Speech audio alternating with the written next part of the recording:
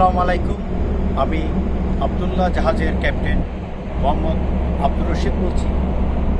আমরা আজকে 21শে এপ্রিল দুপুর 2:30 হামরিয়া বন্দরের নোঙ্গর করেছি। আপনারা সবাই জানেন আমরা গত 12ই মার্চ সকাল 10টার পর থেকে সোমালিয়া জলদস্যু দ্বারা আক্রান্ত হয়ে ওদের উপকূলে ছিলাম। দীর্ঘ 33 দিন বন্দিদশা থেকে আমরা 14ই এপ্রিল মধ্যরাতের পরে মুক্ত হই এবং আমরা সবাই সুস্থ ও অক্ষতভাবে আজকে আমাদের ডেস্টিনেশন হামরিয়া বন্দরে পৌঁছাই।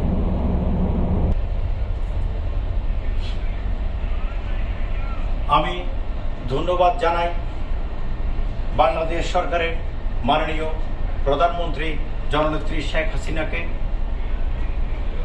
নৌ পরিবহন মন্ত্রী জনাব খালেদ সাহেবকে, পররাষ্ট্রমন্ত্রী ডক্টর হাসান মোহাম্মদ সাহেবকে ও তার সমস্ত মন্ত্রণালয়ের কর্মকর্তাবৃন্দকে, এবং আরও ধন্যবাদ জানাই বাংলাদেশ নেভাল হেডকোয়ার্টার ও তার সমস্ত কর্মচারীকে, যারা সার্বক্ষণিক আমাদের নজরদারি করেছেন।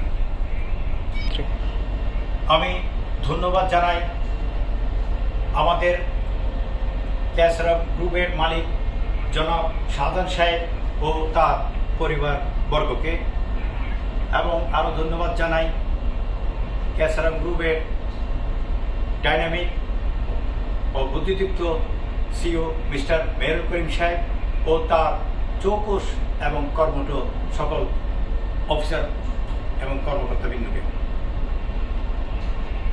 আমি ধন্যবাদ জানাই সকল মেরিন প্ল্যাটফর্মকে, Bangladesh marine officer association, DG shipping, MMD, shipping master এবং দেশে বিদেশে যারা আমাদের জন্য দিনরাত দোয়া করেছেন।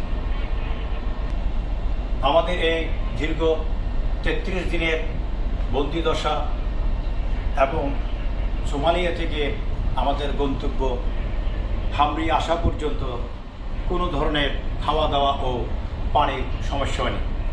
আমাদের সকল crew officer physically and mentally perfectly okay ছিল এবং তারা তাদের দায়িত্ব পালন করছে স্বাভাবিকভাবে এবং উৎফুল্লভাবে আছেন সবাই।